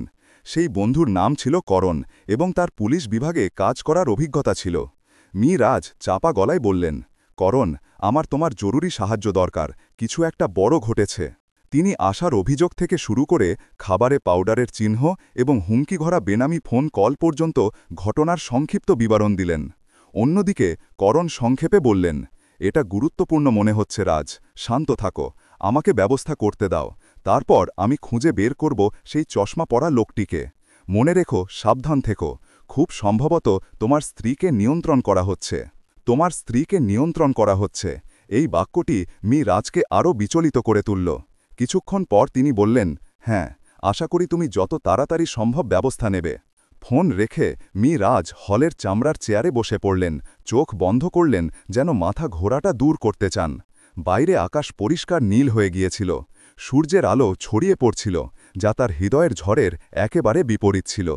একই দিন দুপুরে তার ব্যবসায়িক প্রকল্প সম্পর্কিত কিছু কাজ শেষ করার পর রাজ সেই ঘরে ফিরে এলেন যেখানে আশা অস্থায়ীভাবে থাকছিল। মেয়েটি এখন স্নান করে পরিষ্কার পরিচ্ছন্ন হয়েছিল, একজন তরুণী ওয়েট্রেসের পুরনো পোশাক পরেছিল এবং কম নোংরা দেখাচ্ছিল। যদিও রাস্তায় কাটানোর সময়ের চিহ্নগুলি এখনও তার বিষণ্ণ চোখে পরিষ্কার দেখা যাচ্ছিল। রাজকে দেখে আশা সম্মানের সাথে বলল, আঙ্কেল, আপনি কি সেই লোকটি সম্পর্কে কিছু জানতে পারলেন? আমি শুনেছি যে কেউ আপনাকে ফোনে হুমকি দিয়েছে। তারা কি আমাকে মেরে ফেলবে? আশার প্রশ্ন তাকে নীরব করে দিল। রাজ জানতেন যে মেয়েটি ভীষণ ভয় পেয়েছে। চিন্তা করো না, তিনি তাকে আশ্বাস দিলেন, আমি তোমার নিরাপত্তার জন্য কাউকে রাখব, কিন্তু তোমাকে সতর্ক থাকতে হবে। যদি কোনো অচেনা লোক দেখা দেয় তবে তার সাথে যেও না। আশা কাঁপতে কাঁপতে মাথা নাড়াল, সে ঠোঁট কামড়াল। তারপর হঠাৎ জিজ্ঞেস করল, আপনি কি আমার ওপর রেগে আছেন, কারণ আমি সেই কথা বলেছিলাম আর এখন আপনি আর আপনার স্ত্রী ঝগড়া করছেন? রাজ মেয়েটির প্রশ্নে অবাক হয়ে গেলেন। তিনি তার কথায় সহানুভূতি অনুভব করলেন। মেয়েটি ভয় পাচ্ছিল যে সে একটি সংকট সৃষ্টি করেছে। একটি বিষণ্ণ হাসি তার ঠোঁটে ভেসে উঠল। তোমার কোনো ভুল নেই, এর বিপরীতে আমি তোমার কাছে কৃতজ্ঞ। যদি তুমি না থাকতে তবে হয়তো কাল আমার কিছু একটা হয়ে যেত। আমার স্ত্রী মীরা, হয়তো তার নিজস্ব কোনো বাধ্যবাধকতা আছে। আমি শুধু আশা করি যে সত্য শীঘ্রই সামনে আসবে। আশা মাথা নাড়াল, তার চোখ জ্বলজ্বল করছিল। আমি শুধু চাই যে আপনি নিরাপদ থাকুন। এই সরল কিন্তু আন্তরিক শব্দগুলি রাজের গলায় একটি দলা তৈরি করল। প্রাপ্ত বয়স্কদের বিশ্বের সংগ্রামের মাঝে এই রাস্তার মেয়েটির হৃদয় ছিল নিঃস্বার্থ। তিনি চুপচাপ আশার মাথায় হাত বুলিয়ে দিলেন এবং ধীরে ধীরে বললেন, ধন্যবাদ। তারপর রাজ ঘর থেকে বেরিয়ে গেলেন। কাচের দরজা দিয়ে বাইরে ভিড় দেখতে দেখতে সন্ধ্যার সূর্য ধীরে ধীরে অস্ত যাচ্ছিল। শহরে আলো জ্বলতে শুরু করল। তিনি জানতেন যে পরবর্তী ঝড় আসছে। একদিকে তাকে রহস্যময় ব্যক্তির উদ্দেশ্য স্পষ্ট করতে হবে, অন্যদিকে তাকে নিজের স্ত্রীর মুখোমুখি হতে হবে, যার ওপর তার সন্দেহ ছিল যে সে তাকে হত্যা করতে পারে। রাজের চোখে হঠাৎ একটি দূরবর্তী স্মৃতি ঝলসে উঠল। তার একমাত্র ছেলের ছবি, যে 7 বছর বয়সে একটি ভয়াবহ দুর্ঘটনায় মারা গিয়েছিল। সেই ঘটনার পর থেকেই তার এবং মীরার বিবাহ শীতল হয়ে গিয়েছিল। তারা এখন রাতে কথা বলতেন না, নাই বা হাসি খুশি খাবার খেতেন। ছেলেকে হারানোর যন্ত্রণা এমন একটি ক্ষত ছিল যা কখনো ভরেনি, যা তাদের ধীরে ধীরে আলাদা করে দিয়েছিল। এখন একটি ভবঘুরে মেয়ে হঠাৎ আবির্ভূত হল এবং সবকিছু উল্টে পাল্টে দিল। আশার আগমন কি একটি কাকতালীয় ঘটনা ছিল, নাকি দুষ্টদের হাতে শুধু একটি ঘুঁটি? মিরাজ নিশ্চিত হতে পারছিলেন না। তিনি কেবল এইটুকু জানতেন যে যখন তিনি আশাকে আঙ্কেল খেও না বলতে শুনলেন, তখন তার মনে হয়েছিল যেন তার ছেলে অন্য কোনো জগৎ থেকে সাহায্যের জন্য ডাকছিল। সূর্যাস্ত ধীরে ধীরে হচ্ছিল। মোটা কাচের জানালা দিয়ে কমলা হলুদ আলোর একটি ফালি ছড়িয়ে পড়ছিল। সময় যেন থেমে গিয়েছিল, যাতে মিরাজ তার শূন্যতার মুখোমুখি হতে পারেন। কিছুক্ষণ পর তিনি ধীরে ধীরে মাথা নাড়লেন এবং বাস্তবে ফিরে এলেন। তিনি তার ফোন বের করলেন এবং করণ, প্রাইভেট গোয়েন্দাকে ফোন করলেন। করণ, তুমি কিছু খুঁজে পেয়েছ? অন্যদিকে কিছু খসখস শব্দ হল। তারপর করণের কণ্ঠস্বর এলো, আমি সবেমাত্র প্রাথমিক তদন্ত করেছি। বিক্রান্ত নামে একজন লোক আছে যে তোমার কোম্পানির প্রাক্তন কর্মচারী ছিল। লম্বা চশমা পরে। তাকে 3 বছর আগে একান্তে জালিয়াতির জন্য বরখাস্ত করা হয়েছিল। সে কিছু প্রতারণার মামলাতেও জড়িত ছিল। আমি তদন্ত করছি যে সে এখনও শহরে আছে কিনা। বিক্রান্ত নামটি রাজের স্মৃতিতে কিছু জাগিয়ে তুলল। তিনি নাক কুচকালেন। হ্যাঁ, সেই বদমাশ। আমি শুনেছি যে যাওয়ার আগে সে প্রতিশোধ নেবার হুমকি দিয়েছিল। তাই দেখো যে সে এই মামলার সাথে যুক্ত কিনা। সে কি সেই লোক যে আমার স্ত্রীর আশেপাশে ঘোরাঘুরি করছে? করণ উত্তর দিলেন, এখনই নিশ্চিত করতে পারছি না, তবে আজ দুপুরে আমি একটি সূত্র পেয়েছি। সে প্রায় 4 মাস আগে শহরতলির একটি অ্যাপার্টমেন্ট ভাড়া নিয়েছিল। আমি সেখানে গিয়ে দেখব। তুমি সাবধানে থেকো, তাকে কোনো সুযোগ দিও না। ফোন কেটে যাওয়ার শব্দ এলো। মিরাজ ফোনটি শক্ত করে ধরলেন। যদিও এখনও কোনো আনুষ্ঠানিক প্রমাণ ছিল না, তবে বিক্রান্ত রহস্যময় চশমা পরা ব্যক্তির ভূমিকার জন্য প্রধান প্রার্থী ছিল। যদি সে সত্যিই প্রতিশোধ নেওয়ার পরিকল্পনা করছিল, তবে খুব সম্ভবত সে মীরাকে নিয়ন্ত্রণ করার কোনো উপায় খুঁজে পেয়েছিল, তাকে বিষ মেশাতে সাহায্য করার জন্য বাধ্য করেছিল। এই ধারণাটি আশার একটি ঝলক দিল, কারণ অন্তত মীরা সম্পূর্ণরূপে প্রতারণা করেনি। কিন্তু একই সাথে এটি তাকে নিজের এবং তার স্ত্রীর নিরাপত্তার জন্য কাঁপতে বাধ্য করল। হঠাৎ রাজের সতর্কবাণীটি মনে পড়ল, যে কেউ হস্তক্ষেপ করবে তাকে মূল্য দিতে হবে। হয়তো ঝড় এখনও দীর্ঘ হবে, কিন্তু তিনি পিছিয়ে না যাওয়ার সিদ্ধান্ত নিলেন। তিনি ব্যবসায় অগণিত প্রতিযোগিতা পেরিয়ে এসেছেন। এখন তিনি কাউকে একটি নিষ্ঠুর ষড়যন্ত্রের কারণে তাকে হারাতে দেবেন না। উঠে দাঁড়িয়ে তিনি সেই ছোট ঘরটির দিকে তাকালেন যেখানে আশা বসেছিল। বাইরে অন্ধকার হয়ে গিয়েছিল। রাস্তার আলো জানালার কাছে ঝাপসা রেখা ফেলছিল। রাজের সামনের রাস্তাটি আগের চেয়েও বেশি অস্পষ্ট ছিল। সকাল হচ্ছিল। ছোট রাস্তায় রাস্তার আলো এখনও মৃদুভাবে জ্বলছিল, কংক্রিটের দেয়ালে একটি দুর্বল হলুদ আলো ফেলছিল। দ্য গোল্ডেন স্যাফরন রেস্তোরাঁ থেকে কিছুটা দূরে একটি গলির কোণে করণ, রাজের গোয়েন্দা বন্ধু, চুপচাপ তার গাড়িতে বসেছিল। তার চোখ সামনের পুরনো অ্যাপার্টমেন্টের উপর নিবদ্ধ ছিল। সূত্র অনুসারে এটি সেই জায়গা হতে পারে যেখানে বিক্রান্ত, রহস্যময় চশমা পরা লোকটি আসা যাওয়া করত বা হয়তো ভাড়া থাকছিল। গত রাতে করণ কয়েক ঘণ্টা ধরে লুকিয়ে অপেক্ষা করেছিলেন, কিন্তু কোনো নড়াচড়া হয়নি। তিনি ধৈর্য ধরে আরও অপেক্ষা করার জন্য থাকলেন। একজন প্রাক্তন তদন্তকারী হিসাবে তিনি জানতেন যে অনেক মামলায় সূত্র সামনে আসার জন্য ধৈর্যের প্রয়োজন হয়। এখন সকালের আলোয় করণ তার চোখ ছোট করলেন, দেখতে দেখতে এবং রাজের বার্তাটি মনে করতে করতে। আমার সন্দেহ যে বিক্রান্তের প্রতিশোধ এবং আশার বিপদ। বিক্রান্ত প্রতিশোধ নিতে চেয়েছিল। সেই লোকটির সম্পর্কে তদন্ত করো। আমার চিন্তা হচ্ছে যে সে পুরো পরিবারের ক্ষতি করার জন্য একটি নিষ্ঠুর কৌশল ব্যবহার করছে। বিষ দেওয়ার ষড়যন্ত্রের ধারণাটি করণকে কাঁপিয়ে দিল। সে ব্যবসায়ী জগতে প্রতিশোধের অনেক গল্প শুনেছিল, কিন্তু খুব কমই এমন ছিল যা স্বামী স্ত্রীকে নিশানা করে বা এমন পরিশীলিত বিষ ব্যবহার করে। বিক্রান্ত যদি সত্যিই অপরাধী হতো, তবে তার মনে খুব গভীর ঘৃণা থাকা উচিত ছিল, এবং মীরা অজান্তে বা জেনে বুঝে এই অন্ধকার ঘূর্ণাবর্তে জড়িয়ে পড়েছিল। ঠিক সেই সময়ে দ্য গোল্ডেন স্যাফরন রেস্তোরাঁয় রাজ ভারী মনে আরও একটি দিনের শুরু করলেন। তিনি তখনও আশাকে রান্নাঘরের পেছনে ছোট ঘরে রেখেছিলেন। রান্নাঘরের কর্মীরা পালাক্রমে তাকে খাবার এবং জল দিচ্ছিল। যদিও প্রত্যেকেই উৎসুক ছিল, কিন্তু মালিকের আদেশের সামনে তারা বেশি কিছু জিজ্ঞেস করার সাহস করছিল না। আশা কোণে হাঁটু মুড়ে বসেছিল। তার চোখ সূর্যের আলোয় ঝকঝকে জানালার দিকে ছিল।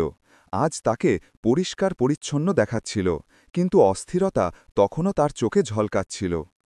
রাজ ভেতরে এলেন।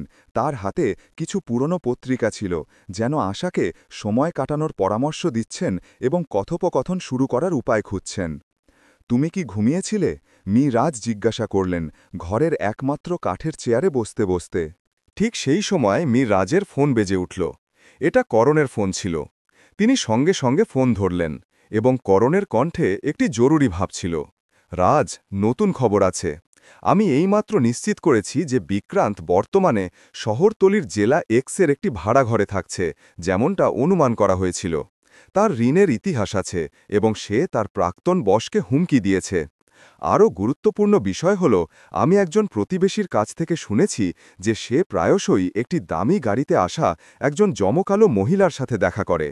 সেই মহিলা 40-এর দশকের কাছাকাছি, একেবারে তোমার স্ত্রীর বর্ণনার সাথে মিলে যায়। রাজের কপালের শিরাগুলো স্ফীত হয়ে উঠল। তিক্ততা এবং রাগের একটি মিশ্রণ উথলে উঠল। ধন্যবাদ করণ, তুমি নজর রাখো, কিন্তু কোনো তাড়াহুড়ো করো না, আমাকে ভাবতে দাও। ফোন রেখে মীরা চোখ বন্ধ করলেন। নিজেকে জিজ্ঞেস করলেন, মীরা কি সত্যি নিয়মিতভাবে এই লোকটির সাথে দেখা করছিল? যদি হ্যাঁ হয়, তবে কি তাকে নিয়ন্ত্রণ করা হচ্ছিল, নাকি অন্য কিছু গভীর ছিল? সব কিছু আরও জটিল হয়ে গেল। ঠিক সেই সময় রাজ আশার বিভ্রান্ত চোখ দেখতে পেলেন। মেয়েটি কিছুটা ভয় পেয়ে ফিসফিস করে বলল, কি হলো? তিনি তাকে আশ্বস্ত করার জন্য হাসার চেষ্টা করলেন। কিছু না, তুমি আরাম করো, আমি ফিরে আসব। তারপর তিনি ঘর থেকে বেরিয়ে গেলেন। তার মনে সন্দেহের ঝড় আরও তীব্র হয়ে উঠল। সেই দুপুরে রাজ ভিলায় ফিরলেন। গেট দিয়ে যাওয়ার সময় তিনি মীরাকে বাগানে একটি পাথরের বেঞ্চে একা বসে থাকতে দেখলেন। তার স্বামীকে দেখে মীরা হঠাৎ উঠে দাঁড়াল। তার হাত তার শাড়ির আঁচল ধরেছিল। তীব্র রোদের মাঝে মীরার মুখে ক্লান্তির একটি ছায়া ছিল। রাজ ধীরে ধীরে কাছে এলেন। মীরা অর্ধেক বিভ্রান্তি অর্ধেক রাগে বলল, তুমি ফিরে এসেছ? হ্যাঁ, তিনি সংক্ষিপ্ত উত্তর দিলেন। তুমি এখানে বাইরে কি করছ? মীরা ধীরে ধীরে তার চুলে হাত বুলিয়ে দিল। আমি শুধু তাজা বাতাসের জন্য এখানে এসেছিলাম। আমি এটাও ভাবছিলাম যে তুমি কি এখনও আমাকে বিশ্বাস করো? রাজ তিক্ততার সাথে হাসলেন। বিশ্বাস করা বা না করা, তুমি কেন সবকিছু পরিষ্কার করে দিচ্ছ না? তুমি কি সেই বিক্রান্তের সাথে দেখা করেছ? মীরার চোখে আতঙ্ক ঝলসে উঠল। তারপর সে সেটা লুকানোর চেষ্টা করল। কোন বিক্রান্ত? আমি বিক্রান্ত নামে কাউকে চিনি না। এই উত্তরটি রাজকে আরও হতাশ করে দিল। তিনি একটি গভীর শ্বাস নিলেন, যাতে তিনি চিৎকার না করে ফেলেন। মীরা, তুমি কি বুঝতে পারছো যে পরিস্থিতি কতটা গুরুতর? সেই দিনের খাবারে একটি অদ্ভুত পদার্থের চিহ্ন ছিল। এটা শুধু একটি রাস্তার মেয়ের মিথ্যে অভিযোগ নয়, বরং একটি বাস্তব সতর্কতা। তুমি আর কতক্ষণ লুকোবে? মীরা চুপচাপ দাঁড়িয়ে রইল। তার হাত কাঁপছিল। হঠাৎ সে ঘুরে দাঁড়ালো, তার চোখ নতুন ফোটা গোলাপের বিছানার ওপর স্থির করল। যদি যদি আমার কাছে বলার মতো কিছু কঠিন থাকে, তবে কি তুমি শুনবে, নাকি তুমি সঙ্গে সঙ্গে আমাকে স্বামীর ক্ষতি করতে চাইছিলে বলে ধরে নেবে? তার গলা ধরে আসা কণ্ঠস্বর রাজের হৃদয়কে কিছুটা নরম করল। তিনি আরও কাছে এলেন, তার কণ্ঠস্বর নিচু করলেন। মীরা, আমি সত্য জানতে চাই। বলো, যদি তুমি নির্দোষ হও, তবে আমি তোমাকে বিশ্বাস করব এবং তোমাকে রক্ষা করব। মীরা তার ঠোঁট শক্ত করে কামড়াল। তার চোখ লাল হয়ে গেল। মনে হচ্ছিল যে সে কিছু বলতে চায়, কিন্তু একটি অদৃশ্য ভয় তাকে বাধা দিচ্ছিল। শেষ পর্যন্ত সে একটি অস্পষ্ট উপায়ে উত্তর দিল। আমি আমি কোনো ভুল করিনি। তোমাকে আমাকে বিশ্বাস করতে হবে। সবকিছু শুধু একটি দুর্ঘটনা ছিল। দুর্ঘটনা? রাজ ভ্রু কুঁচকে পুনরাবৃত্তি করলেন। হ্যাঁ, হতে পারে কেউ আমার রান্নাঘরে যাওয়ার সুযোগ নিয়ে খাবারে বিষ মিশিয়ে দিয়েছে, যাতে সবাই মনে করে যে এটা আমি করেছি। আমি কোনো বিক্রান্তকে চিনি না। মীরা হঠাৎ থেমে গেল, যেন সে বুঝতে পারল যে এই অজুহাতটি খুব দুর্বল। তার স্বামীর অনুসন্ধানী চোখ দেখে সে ভয়ে এক ধাপ পিছিয়ে গেল। তারপর আর কিছু না বলে সে ঘুরে দাঁড়াল এবং বাড়ির ভেতরে ছুটে গেল, রাজকে স্তম্ভিত করে। স্পষ্টতই সে কিছু লুকাচ্ছিল, কিন্তু স্বীকার করতে প্রস্তুত ছিল না। দুপুরে রাজ তার প্রধান কোম্পানির সদর দফতরে গেলেন। যদিও তার ব্যক্তিগত জীবন টালমাটাল ছিল, তবুও তার বড় প্রকল্প ছিল যা চালাতে হতো। অফিসে প্রবেশ করার সময় তিনি ভুল করে কিছু কর্মচারীকে এই গুজব নিয়ে কথা বলতে শুনলেন যে মালিক রাজকে প্রায় বিষ দেওয়া হয়েছিল এবং এতে তার স্ত্রীর হাত ছিল। যদিও তারা সবাই ফিসফিস করছিল, রাজ এত সংবেদনশীল ছিলেন যে বুঝে গেলেন যে দুর্নাম ছড়াতে শুরু করেছে। যদি এটিকে শান্ত করা না হয়, তবে তার খ্যাতি ভেঙে পড়বে এবং তার পরিবারও ভেঙে যাবে। তিনি তার চেয়ারে বসে করণকে ফোন করলেন। আমি আর অপেক্ষা করতে পারছি না। আমি তোমার সাথে সরাসরি শহরতলিতে গিয়ে সেই বিক্রান্তের সাথে দেখা করব। আমি এটা পরিষ্কার করতে চাই। করণের কণ্ঠস্বর কিছুটা অবাক ছিল। তুমি নিজে যাবে? এটা বিপজ্জনক। আমাকে আরও প্রমাণ খুঁজে বের করতে দাও, তারপর আমরা সঠিক সময় বেছে নেব। যদি তার সঙ্গী থাকে, তবে তুমি সবকিছুর অনুমান করতে পারবে না। রাজ জোর দিয়ে বললেন, কিন্তু আমি চুপচাপ বসে থাকতে পারি না। যে কোনো সময় সে আশাকে বা আমার স্ত্রীকে ক্ষতি করতে পারে। আমি জানি যে সে আমার স্ত্রীকে হুমকি দিচ্ছে, তাই হয়তো সে মুখ খোলার সাহস পাচ্ছে না। আমাদের প্রথমে ব্যবস্থা নিতে হবে। করণ কয়েক সেকেন্ড চুপ থাকল। শেষ পর্যন্ত সে হাল ছেড়ে দিল। ঠিক আছে, আমরা কাল যাব, কিন্তু সাবধান থেকো। দেরি সন্ধ্যায় রাজ দ্য গোল্ডেন স্যাফরন রেস্তোরাঁয় ফিরলেন, যেখানে আশা তখনও অবস্থান করছিল। তিনি অনুভব করলেন যে তিনি ধীরে ধীরে সেই মেয়েটির জন্য আরও বেশি চিন্তা করতে শুরু করেছেন। হয়তো এই কারণে যে সে তাকে বাঁচিয়েছিল, বা হয়তো এই কারণে যে তার মনে হয়েছিল যে তার মৃত ছেলের সাথে তার কোনো সম্পর্ক আছে। কারণ যাই হোক না কেন, তার হৃদয় উদাসীন থাকতে পারছিল না। যখন তিনি ঘরে প্রবেশ করলেন, তখন আশা একটি পুরনো পত্রিকা পড়ছিল। তাকে দেখে মেয়েটি উঠে দাঁড়াল। আঙ্কেল, কোনো নতুন খবর আছে? রাজ মাথা নেড়ে ধীরে ধীরে উত্তর দিলেন, আপাতত নয়। কাল আমি একটি ভ্রমণে যাচ্ছি, হয়তো কয়েকদিন পরে ফিরব। তুমি এখানে ভালোভাবে থেকো, কোথাও যেও না। রেস্তোরাঁর কর্মীরা তোমার যত্ন নেবে। আশার চোখে উদ্বেগ ছিল। আঙ্কেল, আপনি সতর্ক থাকবেন, তাই না? আমার ভয় হচ্ছে যে তারা আপনাকে ক্ষতি করবে। একটি শুকনো হাসি রাজের ঠোঁটে ভেসে উঠল। আমি ওয়াদা করছি। তারপর একটি গুরুত্বপূর্ণ বিষয় মনে করে তিনি তার মানিব্যাগ বের করলেন। কিছু টাকা বের করে আশাকে দিলেন। এটা তোমার কাছে রাখো। যদি কিছু হয়, তবে এই ছোট্ট কাগজে লেখা বন্ধুর নাম্বারে ফোন করবে। তিনি দ্রুত তার সহকারীর মোবাইল নম্বর লিখে দিলেন। তারা তোমার যত্ন নেবে। মেয়েটি কাঁপতে কাঁপতে টাকা নিল, কিছু বলতে পারল না। হয়তো এই প্রথমবার সে তার হাতে এত টাকা ধরেছিল, আবর্জনার বাক্সে না খুঁজে বা হাত না পেতে। রাজ বাইরে যেতে চলেছিলেন, কিন্তু হঠাৎ আশা ধীরে ধীরে বলল, আঙ্কেল। তিনি ঘুরলেন এবং দেখলেন যে আশা মাথা নিচু করে আছে। তার চোখ জলে ভরা। আমি আপনাকে ধন্যবাদ জানাই যে আপনি আমাকে বিশ্বাস করলেন। এখন পর্যন্ত সবাই আমাকে তাড়িয়ে দিত, আমাকে ভিখারি বলতো। আপনি একমাত্র ব্যক্তি যিনি আমার কথা বিশ্বাস করলেন। রাজ ধীরে ধীরে তার কাঁধে হাত রাখলেন। তার হৃদয়ে উষ্ণতা এবং অপরাধবোধের মিশ্রণ ছিল। আমি তোমাকে বিশ্বাস করলাম, কারণ আমি তোমার সততা অনুভব করেছি, এবং আমি তোমার কাছে কৃতজ্ঞ। এই বলেই তিনি ধীরে ধীরে চলে গেলেন, আশাকে খালি ঘরে ছেড়ে। মেয়েটি বসে পড়ল। তার চোখের জল নীরবে গড়িয়ে পড়ছিল। এই অশ্রু কৃতজ্ঞতা এবং দুঃখের মিশ্রণ ছিল। জীবন একটি অনাথ মেয়েকে একটি অন্ধকার ষড়যন্ত্রের সাক্ষী করে তুলেছিল, এবং যদিও আশা সাহসী ছিল, তবুও সে প্রাপ্তবয়স্কদের জগৎকে ভয় পেত। ভয় পাচ্ছিল যে দুষ্টরা তাকে খুঁজে নেবে। ভয় পাচ্ছিল যে রাজ তার কারণে সমস্যায় পড়বেন। সেই রাতেই যখন রাজ সকালে করণের সাথে যাবার জন্য তার জিনিসপত্র গুছিয়ে নিচ্ছিলেন, একটি অন্ধকার গলির কোণে বিক্রান্ত নামে চশমা পরা লোকটি অন্য একজন রহস্যময় ব্যক্তির সাথে দেখা করছিল। তারা একটি দুর্বল রাস্তার আলোর নিচে দাঁড়িয়েছিল। তাদের কণ্ঠস্বর চাপা ছিল। মনে হচ্ছে রাজ তাকে সন্দেহ করতে শুরু করেছে। বিক্রান্ত সিগারেট নেভাতে নেভাতে বিড়বিড় করল, কিন্তু সে এখনও মুখ খোলেনি। আমি তাকে হুমকি দিয়েছি, যদি সে বিশ্বাসঘাতকতা করে তবে আমি তার গোপনীয়তা ফাঁস করে দেব। দ্বিতীয় ব্যক্তিটি হেসে বলল, ভালো, কিন্তু মনে হচ্ছে এই মামলায় একটি ছোট মেয়ে ঢুকে পড়েছে, তাই না? আমি শুনেছি যে সে রেস্তোরাঁয় দেখা দিয়ে সবকিছু গোলমাল করে দিয়েছে। তুমি তাকে থামাতে পারোনি। বিক্রান্ত থুতু ফেলল। অবিশ্বাস্য, একটি নোংরা বাচ্চারও এত সাহস, কিন্তু আমি আমার শীঘ্রই তাকে সামলে নেব। শুধু তুমি সেই মালপত্রের ব্যবস্থা করো, তারপর আমরা রাজকে জালে ফেলব। সেই সময় টাকা বা ক্ষমতা সবকিছু আমাদের হাতে থাকবে। দুজনেই জোরে হাসল। তাদের ঠান্ডা হাসি খালি গলিতে প্রতিধ্বনিত হচ্ছিল। তারপর তারা আলাদা হয়ে গেল, প্রত্যেকে একদিকে চলে গেল। তাদের পায়ের নিচে বৃষ্টির অবশিষ্ট ডোবাগুলো রাস্তার আলোর মৃদু আলো প্রতিফলিত করছিল। বিক্রান্তের ছায়া ধীরে ধীরে অদৃশ্য হয়ে গেল। তার মন পরিকল্পনায় ভরা ছিল।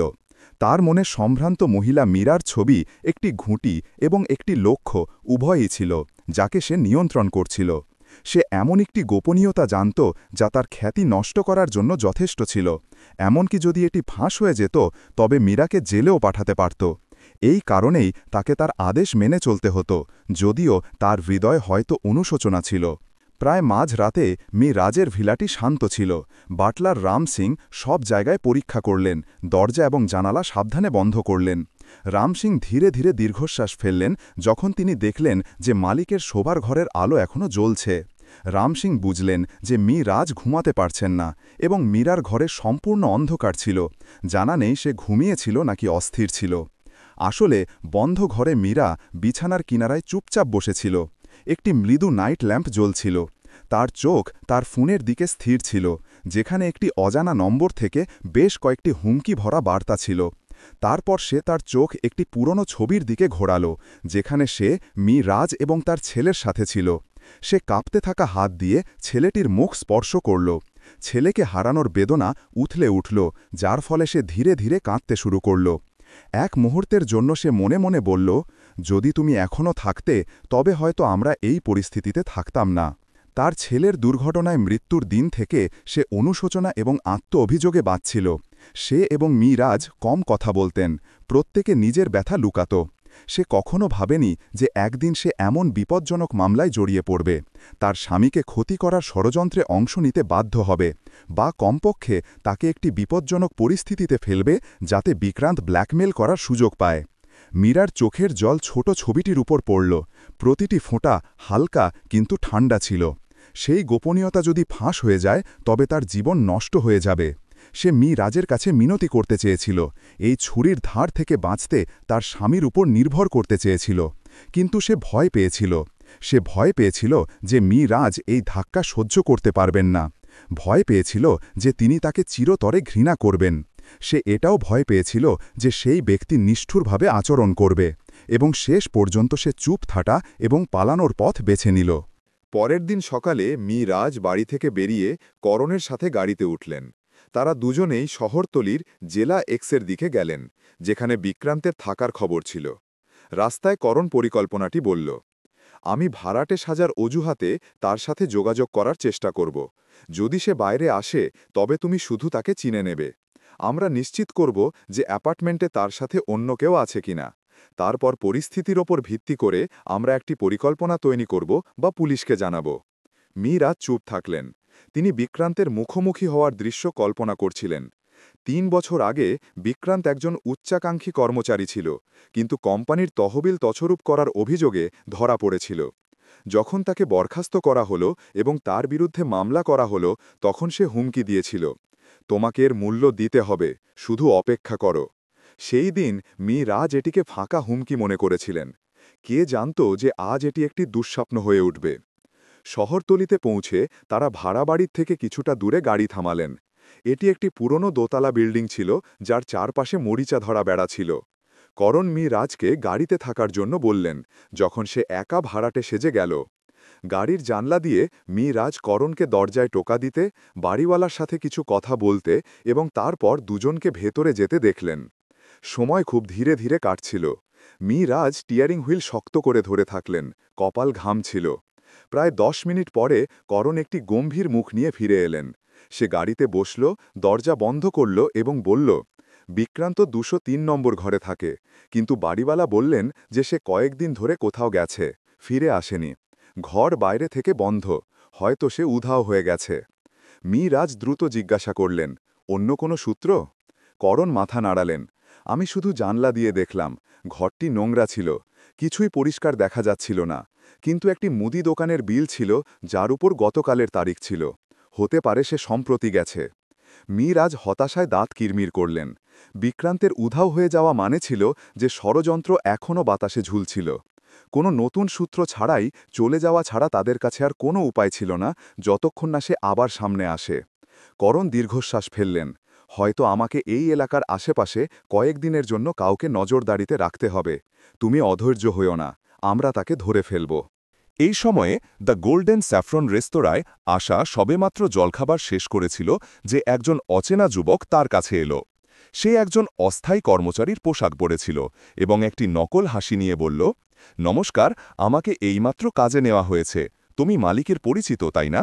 আশা কিছুটা চমকে গেল। গতকাল রাজ তাকে অচেনা লোকদের থেকে সতর্ক থাকতে বলেছিলেন, কিন্তু এই লোকটি পোশাক পরেছিল এবং বেশ বন্ধুত্বপূর্ণ কথা বলছিল, তাই আশা তাকে তাড়িয়ে দিতে পারল না। সে ফিসফিস করে বলল, আমি শুধু এখানে অস্থায়ীভাবে থাকছি, যতক্ষণ না রাজ কিছু বিষয় সমাধান করেন। লোকটি হাসি মুখে বলল, ও মালিক খুব ভালো, তাই না? তাহলে তুমি কি বাইরে ঘুরতে যেতে চাও? রেস্তোরাঁটি খুব আবদ্ধ এবং দমবন্ধ করা। আশা দ্বিধা করল। তার মনে সেই সতর্কতা ছিল যে তাকে কোথাও যাওয়া উচিত নয়, কিন্তু একই সাথে সে এখনও একটি চঞ্চল মেয়ে ছিল যাকে দীর্ঘদিন ধরে রাস্তার বাতাসে শ্বাস নেওয়ার সুযোগ মেলেনি। লোকটির মুখ বন্ধুত্বপূর্ণ লাগছিল। সে দ্বিধা করল, তারপর ধীরে ধীরে মাথা নাড়াল। না, আমার বাইরে যাওয়া উচিত নয়, আমি আঙ্কেল রাজের জন্য অপেক্ষা করব। লোকটি কাঁধ ছাকাল। ঠিক আছে, কোনো ব্যাপার না, আমি শুধু পরামর্শ দিলাম, এখানে এতক্ষণ থাকা বিরক্তিকর হবে। যাক, আমাকে কাজে যেতে হবে। এই বলে সে ঘুরে দাঁড়াল। তার মুখে একটি রহস্যময় হাসি ছিল। আশা ভুল করে সেটা দেখেনি এবং অন্য কর্মীরাও খেয়াল করেনি যে এই নতুন লোকটি কোথা থেকে এলো। হয়তো সে আসল কর্মচারী ছিল না, বরং শুধু মেয়েটের কাছে পৌঁছানোর জন্য ছদ্মবেশ নিয়েছিল। কিছুক্ষণ পরে আশার অস্থিরতা অনুভূত হতে লাগল। তার মনে হল যে কিছু ভুল হতে চলেছে। সে রাস্তার লোকের সহজাত প্রবৃত্তির সাথে খুব পরিচিত ছিল। যখন তার অস্থিরতা অনুভূত হতো তখন তা সাধারণত ভুল হতো না। কিন্তু সে শান্ত থাকার চেষ্টা করল, রাজের কথা মেনে চলার সিদ্ধান্ত নিল। বাইরে যেও না, অচেনা লোকদের সাথে কথা বলো না। সূর্যাস্ত হল। রাজ এবং করণ বিক্রান্তকে খুঁজে পেতে ব্যর্থ হয়ে নীরবে শহরে ফিরে এলেন। তাড়াতাড়ি রাতের খাবার খাওয়ার পর রাজ আবার দ্য গোল্ডেন স্যাফরন রেস্তোরাঁয় গেলেন, যাতে আশার অবস্থা পরীক্ষা করতে পারেন। ঘরে প্রবেশ করার সময় তিনি আশাকে চুপচাপ বসে থাকতে দেখলেন। তার চোখে ভয় ছিল। আঙ্কেল, একজন অচেনা লোক এলো এবং আমাকে অনেক প্রশ্ন করল। সে বলল যে সে একজন নতুন কর্মচারী, কিন্তু আমি তাকে আগে কখনো দেখিনি। এটা শুনে রাজের মেরুদণ্ডে ঠান্ডা স্রোত বয়ে গেল। খুব সম্ভবত সে বিক্রান্তের লোক ছিল যে ভেতরে ঢুকে পড়েছিল। বিষয়টি তার প্রত্যাশার চেয়ে অনেক বেশি বেড়ে গিয়েছিল। তারা আশার কাছে পৌঁছানোর জন্য রাজের ডেরায় আসতে প্রস্তুত ছিল। সঙ্গে সঙ্গে রাজ রেস্তোরাঁর ম্যানেজারকে ফোন করলেন এবং চিৎকার করে বললেন, আজ নতুন কর্মচারীকে, আমাকে এখনই তালিকা দাও। ম্যানেজার দ্রুত পরীক্ষা করলেন, কিন্তু কোনো নতুন নাম নিয়োগ করা হয়নি। এই বিষয়টি আরও নিশ্চিত করল যে অচেনা লোকটি অনুপ্রবেশ করেছিল। রাজ আশার কাঁধে হাত রাখলেন। ভয় পেও না, আমি সামলে নেব। আমার মনে হয় তোমার অস্থায়ীভাবে এখান থেকে কোনো নিরাপদ স্থানে চলে যাওয়া উচিত। বাইরে যেও না, অচেনা লোকদের সাথে কথা বলো না। সূর্যাস্ত হল। মীর রাজ এবং করণ বিক্রান্তকে খুঁজে পেতে ব্যর্থ হয়ে নীরবে শহরে ফিরে এলেন। তাড়াতাড়ি রাতের খাবার খাওয়ার পর মীর রাজ আবার দ্য গোল্ডেন স্যাফরন রেস্তোরাঁয় গেলেন যাতে আশার অবস্থা পরীক্ষা করতে পারেন। ঘরে প্রবেশ করার সময় তিনি আশাকে চুপচাপ বসে থাকতে দেখলেন। তার চোখে ভয় ছিল। আঙ্কেল, একজন অচেনা লোক এলো এবং আমাকে অনেক প্রশ্ন করল। সে বলল যে সে একজন নতুন কর্মচারী, কিন্তু আমি তাকে আগে কখনো দেখিনি। এটা শুনে মীর রাজের মেরুদণ্ডে ঠান্ডা স্রোত বয়ে গেল। খুব সম্ভবত সে বিক্রান্তের লোক ছিল যে ভেতরে ঢুকে পড়েছিল। বিষয়টি তার প্রত্যাশার চেয়ে অনেক বেশি বেড়ে গিয়েছিল। তারা আশার কাছে পৌঁছানোর জন্য মীর রাজের ডেরায় আসতে প্রস্তুত ছিল। সঙ্গে সঙ্গে মীর রাজ রেস্তোরাঁর ম্যানেজারকে ফোন করলেন এবং চিৎকার করে বললেন, আজ নতুন কর্মচারী কে? আমাকে এখনই তালিকা দাও। ম্যানেজার দ্রুত পরীক্ষা করলেন, কিন্তু কোনো নতুন নাম নিয়োগ করা হয়নি। এই বিষয়টি আরও নিশ্চিত করল যে অচেনা লোকটি অনুপ্রবেশ করেছিল। মীর রাজ আশার কাঁধে হাত রাখলেন। ভয় পেও না, আমি সামলে নেব। আমার মনে হয় তোমার অস্থায়ীভাবে এখান থেকে কোনো নিরাপদ স্থানে চলে যাওয়া উচিত। নমস্কার বন্ধুরা, আমাদের কমেন্টসে অবশ্যই জানান যে আপনারা আমাদের বিশ্বের কোন প্রান্ত থেকে দেখছেন। আজকের এই গল্পটি আপনাদের কেমন লাগলো? আপনাদের মতামত আমাদের সাথে অবশ্যই শেয়ার করবেন। আমরা ঈশ্বরের কাছে প্রার্থনা করি যে আপনি এবং আপনার পরিবার সবসময় সুস্থ ও সুরক্ষিত থাকুন। যদি আপনার কাছেও এমন কোনো আকর্ষণীয় বা অনুপ্রেরণামূলক গল্প থাকে,